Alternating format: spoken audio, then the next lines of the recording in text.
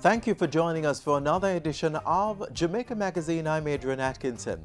Coming up in today's show, the government is helping persons to make use of mined-out bauxite lands. We'll tell you how. Plus, learn about your right as a consumer to get a refund. And later, highlights from the latest edition of the JIS Heritage Competition. Stay tuned.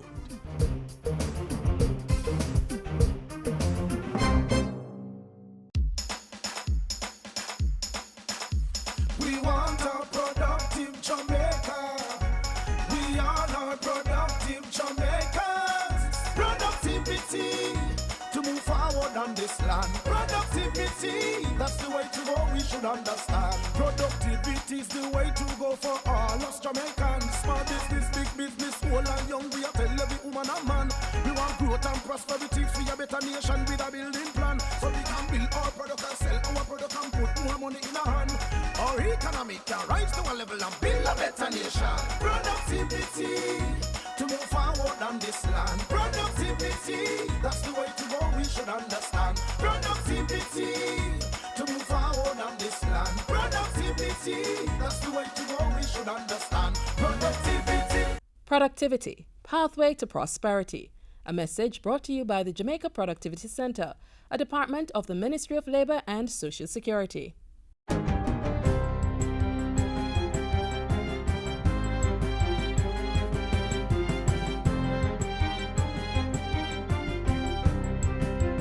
Good day, I'm Stephen McHugh and this is your JIS News for Wednesday, February 15. Government is debunking information circulating on social media alleging that persons are being abducted and killed so their organs can be harvested and sold. These messages are often accompanied with pictures of so-called victims. But National Security Minister Robert Montego says the claims are entirely false. In a statement released yesterday, the minister reported that investigations by the police have established that the images are not those of individuals who were victims of the alleged crimes. Further, he says not a single case of any deceased person appearing with missing organs has been reported to the police or examined by the Institute of Forensic Science and Legal Medicine. When we spread these false news, it also increases the trauma for the families who are victims. And when we resend what is old news, or we resend images that is from another country, we also create panic and mayhem. We urge everyone to be responsible. The National Security Minister says investigations are pointing to a small group of persons who are perpetrating these false claims with ulterior motives, and the matter is being investigated by the Police Cybercrimes Unit for possible action.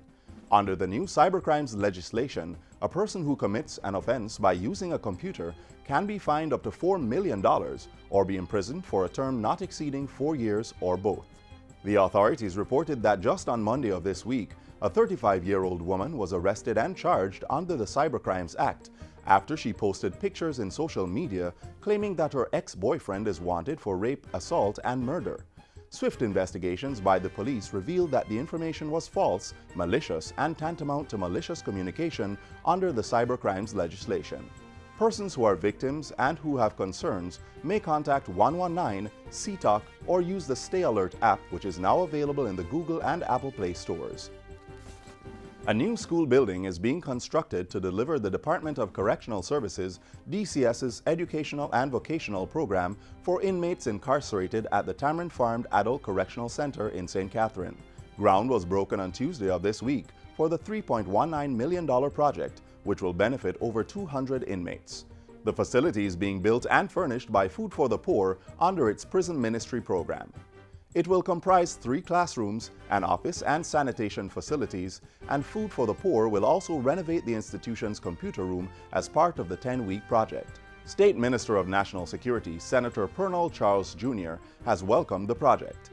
Every inmate must get an opportunity to be exposed to purposeful rehabilitation so they can be successfully reintegrated.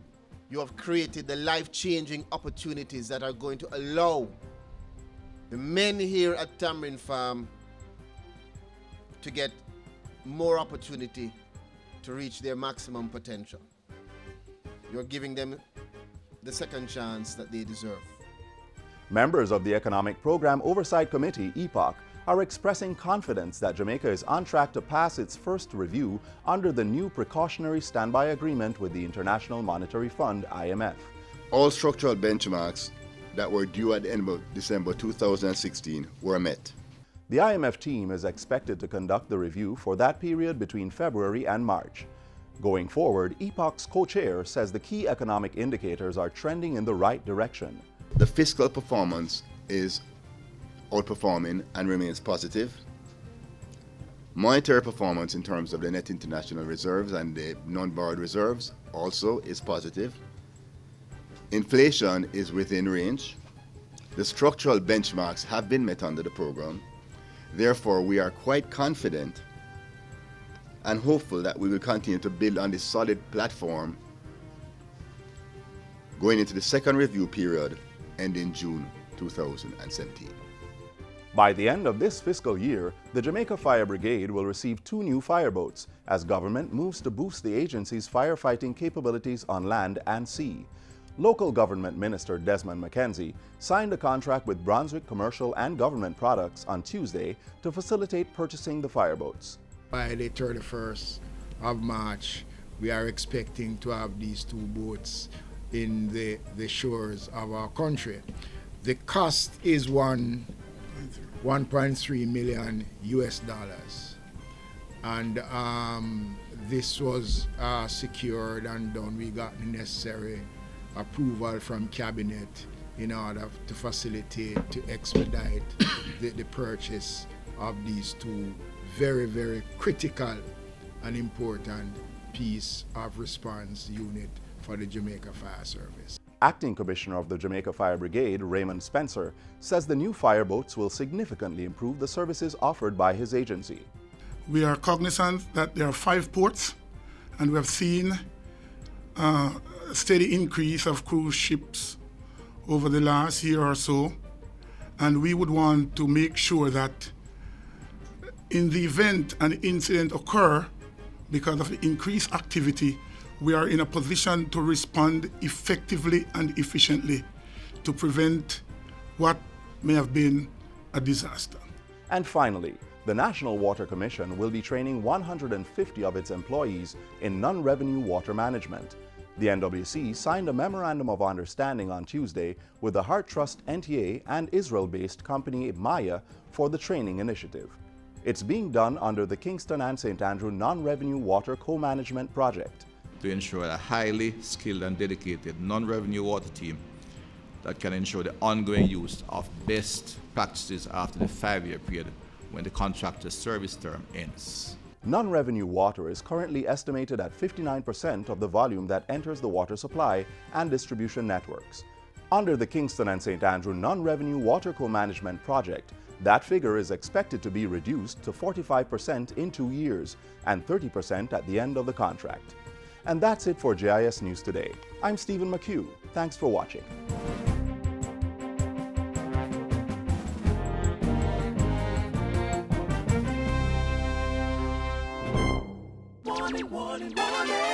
Terrible storms, drought, food shortages.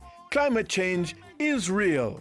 We can't stop it, but we can slow it down. Conserve water, plant trees, recycle, practice rainwater harvesting, use good agricultural practices. Contact the Climate Change Division at 906-0724 for more information. Jamaicans have earned quite a bit from mined-out lands. After all, the precious minerals have been removed from these areas. The government assists citizens from surrounding communities to make a living from the land. Here's how.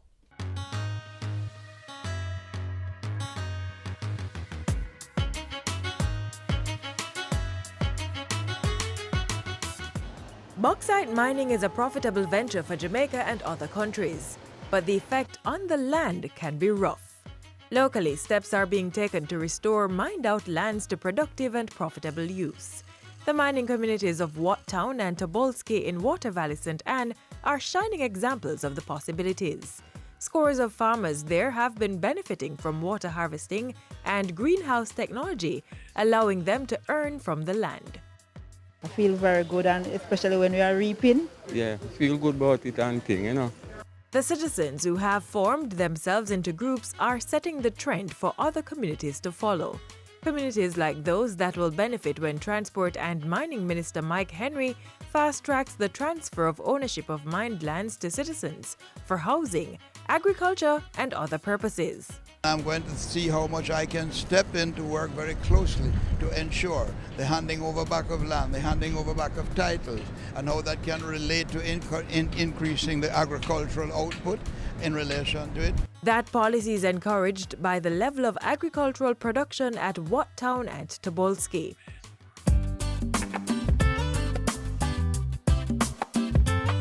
The people who are buying are happy with the product because the reliability is so important.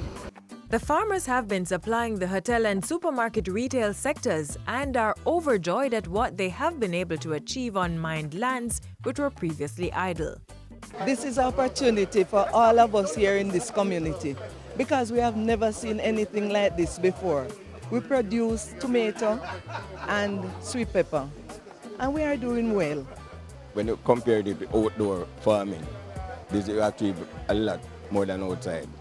Most of the young people want to come in now, so we would like some more roads to put up.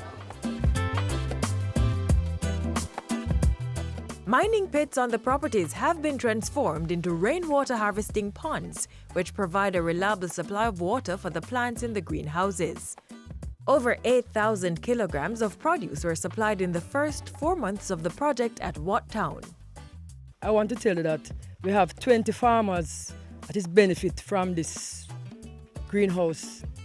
20 farmers. And right now we are having a lot of tomato and sale. For now we have at least almost 17,000 pounds of tomato supplied. Well, the pepper, as you see it, we have order for the pepper, but it's only ripe pepper they are taking now. Similar initiatives are also established at other communities affected by bauxite mining, including Schwallenberg and 9 Miles in St. Anne, Content, Blue Mountain and Rose Hill, Manchester, and Myersville in St. Elizabeth. They have all been supported financially and technically at an overall project cost of $243 million through the Jamaica Social Investment Fund's Rural Economic Development Initiative at the Jamaica Bauxite Institute. I am very pleased to see that even though farmlands have been used for bauxite mining, a way out has been provided for the farmers. Beneficiaries of restored bauxite lands are encouraged to make the best productive use of their properties.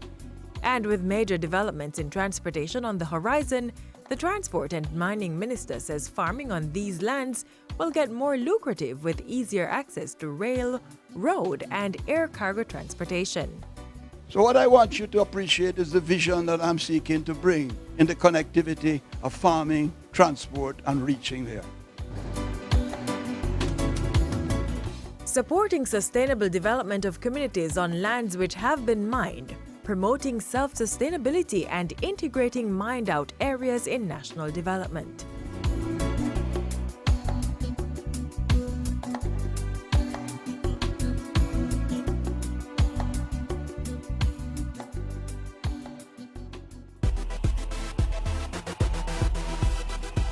Motorists, know your rights as road users. If you're stopped by the police in a road check, the police have the right to ask for your driver's license and vehicle documents. If you don't have the documents on you, you can ask for 5 days to provide them at a convenient police station. If you don't have vehicle insurance, you can be prosecuted and face the court. If you fail to renew the registration license, the police are entitled to seize your vehicle. If the police wish to search your vehicle, they should tell you the reasonable grounds for wanting the search. If you are given a ticket, sign it only if you plan to pay the fine and not contest the charge in court. And please be reminded, children under 18 years must wear a seatbelt, even if they are seated in the back. Know your rights. Knowledge of the traffic road code makes it easier to work with the police as they do their job to make the roads safer for you and everyone else. Whether you've saved for a long time to make that big purchase or you find yourself with that extra cash to splurge, financial prudence is always important. One way to protect your money is to check on warranties before making purchases. Bargain hunting, a tried and proven method of getting more out of that dollar. And who doesn't want to get more for less? But beware those low price tags. Not every heavily discounted item is a good deal. Smart shoppers pay attention to more than what meets the eye.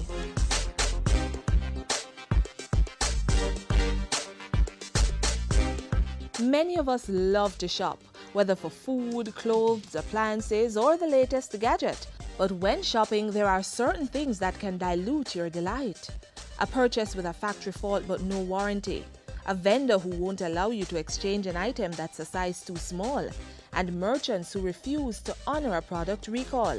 The Act makes provision for penalties to be filed against persons who violate the Act. This could be a fine in a resident magistrate court, or it could be imprisonment for a particular period of time.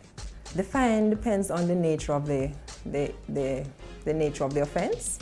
As you can imagine, you would have some that would attract a low fine if it's not a major offense. But for major offenses, you can be fined up to $2 million or to 2 years in prison. The Consumer Protection Act, passed in 2005, is very clear. Its main objective is to protect and promote the rights of consumers. The Act gives the Consumer Affairs Commission, the CAC, the power to act as the nation's watchdog for consumers. It's what guides the Commission's activities and dictates the kind of help and advice it can offer. The Consumer Protection Act also sets out the rules that govern how buyers and sellers should relate to each other and policies such as warranty. A warranty is a guaranteed promise of redress, exchange, repair of an item which might have been purchased by the consumer in the event that the service that you expect is not provided or that some kind of defect has occurred with the product. The law says a warranty should last at least 6 months, even if it's not stated in writing. It's important that consumers understand the vendor's warranty guidelines before purchasing an item. These guidelines may dictate special conditions relating to installation and delivery. For instance, if a consumer has purchased a washing machine and it's malfunctioning, we have to determine what were the conditions of the warranty. If the vendor states that when you purchase the washing machine, the conditions of the warranty provides for installation, provides for testing, and provides for coverage of repair or labor exchange.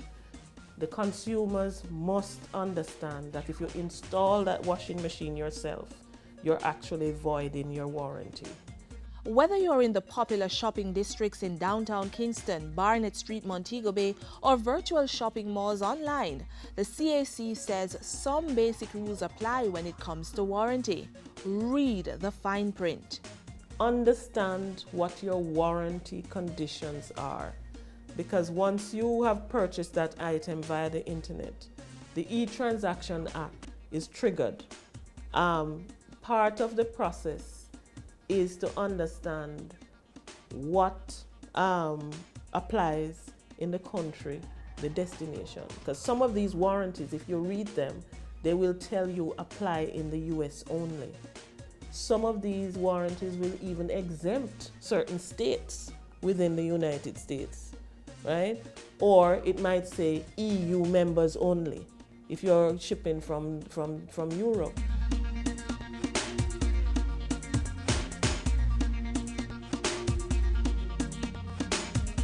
A refund or exchange is actually a policy that is imposed by the vendor on the potential consumer who might be doing business in that store. What happens under the refund exchange policy is that it is often not stated upfront, so consumers get a little bit confused if they've purchased something and it's not functioning the way they ought to. If something has gone wrong with a purchased item, the vendor is legally obligated to make some kind of redress. they should either replace the item with another or with an item of similar value. During busy shopping periods such as the back-to-school and Christmas seasons, vendors often suspend their refund and exchange policies, mounting signs like this one. Sign or not, if a breach occurs, the consumer has a right to redress. While a store may say no exchange, no refund, and I walk into your store and I purchase a fan, for instance, and I go home and I plug it in and smoke emits from the fan, there's absolutely no way that the Consumer Affairs Commission can say to that vendor, it is okay, you don't have to exchange or refund this item. But even with a vigilant CAC and the law that protects consumer rights, it's the shopper's responsibility to exercise due diligence when making those purchases. Inspect your goods before you hand over your hard-earned cash. Happy shopping! Some marina, you know.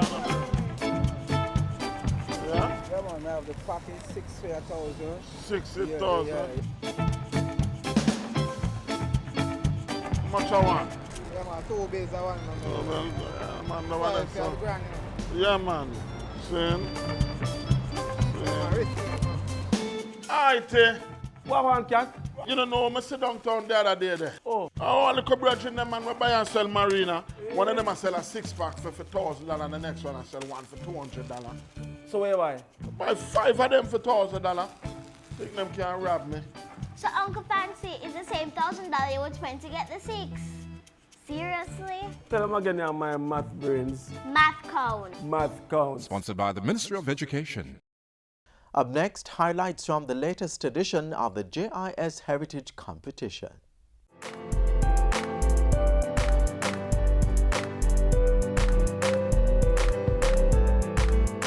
Jamaicans love to say, "We little but we talawa." This saying aptly describes 9-year-old Makoto Lily from Mount St. Joseph Prep, this year's winner of the JIS Heritage Essay Competition. From a field of over 100 primary students, Makoto rose to the top. For the 2016 staging of the competition, students were asked to write an essay on the theme, "Who is your favorite Jamaican sportsman or sportswoman and why?" Makoto describes Shelley Fraser Price, the Pocket Rocket, as the Jamaican athlete who inspires him the most. Pocket Rocket allows neither her 5 feet height nor the violence of her birthplace determine how she lives. Instead, she dreams excellence and builds good, healthy habits such as training hard. For his hard work, he won a $2,500 gift certificate from Jamaica National, $15,000 in cash from the Insurance Employees Cooperative Credit Union, a printer and accessories from Royal Computers, a weekend for 4 from FDR Resorts, and the JIS Trophy. He was presented with these prizes at the JIS Heritage Awards ceremony held at the Mona Visitors Lodge in December. I'm overwhelmed because this is my first time and I have won. Nikolai Newman from St. Peter and Paul Prep placed second in the essay competition. And third place went to Gianni Willie from George Headley Primary. We're proud to host the 6th staging of the JIS Heritage Competition as part of the agency's thrust to educate our children about our national heritage. The competition has surpassed this initial thrust and is now also an avenue for personal development for the students who enter. This JIS initiative is to be applauded as it allows for a different kind of creativity, expanding the thinking and expression of youth in writing, designing, and photography. I entered the competition because I love to write and I wanted to enter the competition to see how good I was in English. Helped a lot in terms of their self-confidence. Last year, the top student was from our school, George Headley. As a matter of fact, 3 of our students were awardees. High school students were asked to design a poster depicting Jamaica's rich sporting heritage. Patrick Howell from Arden Prep and Extension High School ran away with first prize. He won movie tickets from Palace Amusement, a $2,500 gift certificate from Jamaica National Building Society, $15,000 in cash from the JIS, a graphics course from the Edna Manley College of the Visual and Performing Arts, a day pass for 4 from Sandals Resorts, and the JIS trophy. Kevin Wade, art teacher at Arden Prep and Extension High, says he encourages his students to enter every year and he uses the competition as a motivational tool. It has helped them in many ways, because the past 2 years I have had the best graphic design winner in grade 7 to 9 category, and I see where they have gone on to better things. Kuruma Reed from Jose Marti Technical High School was awarded 2nd place for his piece, and Shemar Domville from St. Jago High School placed 3rd. In 2016, the competition moved into new territory, engaging tertiary students in a photo competition. The theme, I am a sports champion. Lamar Salmon from the Michael University College was the winner. He won $20,000 in cash from the Insurance Employees Cooperative Credit Union, a graphics course from Carimac, a day or evening pass for 2 to Rio Ochirios, and the JIS trophy. I went to a netball match between the Michael University College and Exed, and I take a photo that day and I said, yes, this is going to win the competition. Terrence Thompson from UTech was 2nd. The JIS Heritage Competition, encouraging youth expression through essay, poster, and a photo.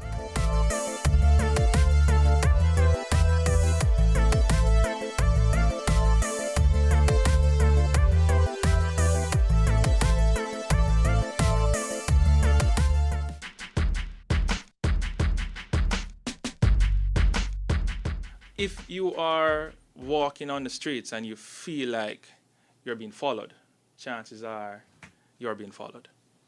So we urge you to go to a crowded area where there are lots of civilians, there are security personnel, and you'll seek coverage there. Let someone know where you're going, what time you'll get back, and how long you'll be out for.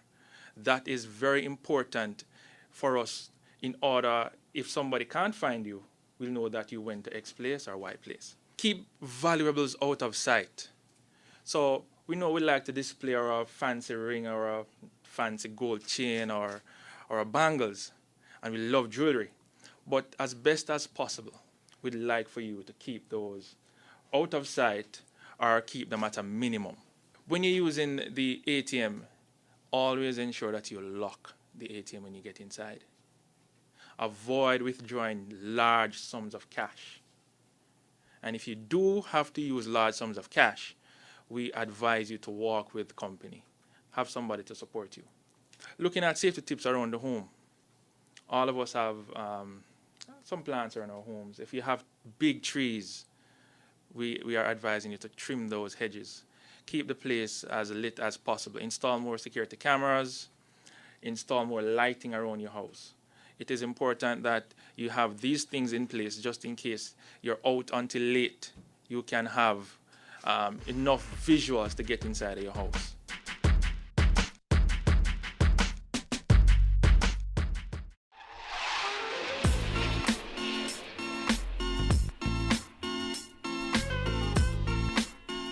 That's all we have for you today. Join us tomorrow for another edition of Jamaica Magazine. Let us know what you think about today's show. Send an email to jamaicamagazine@jis.gov.jm. Don't forget to visit our website at jis.gov.jm. Follow us on Twitter at JIS News or like our Facebook page. I'm Adrian Atkinson. On behalf of the entire production team, have yourselves a great evening.